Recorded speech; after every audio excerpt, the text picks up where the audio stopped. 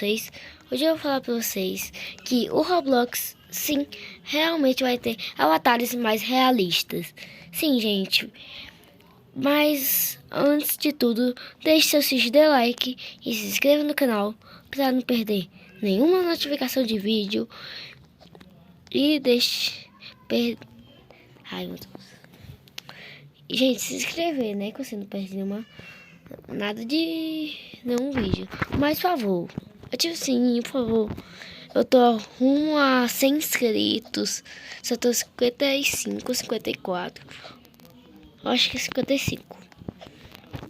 Gente, por favor, se inscrevam aí pra eu poder conseguir bater a meta de 100 inscritos. Então, vamos lá.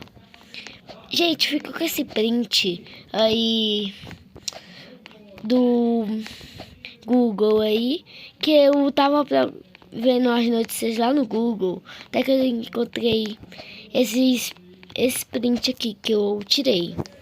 Essas notícias. Gente, eu soube que realmente vai ter.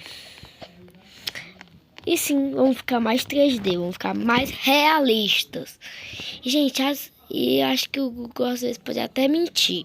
Mas sim, gente, eu acho que isso não é mentira. Eu já vi com alguns youtubers isso. Tipo com Smurf. Mentira, gente. Só com Smurf, só com Smurf. Só com Smurf, gente.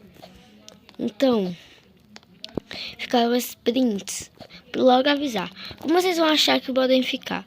Eu não sei. Eu vou falar também com o Smurf que o Smurfzinho, né? Que aí, gente, eu vou falar com ele em que vai ter emotes de boca.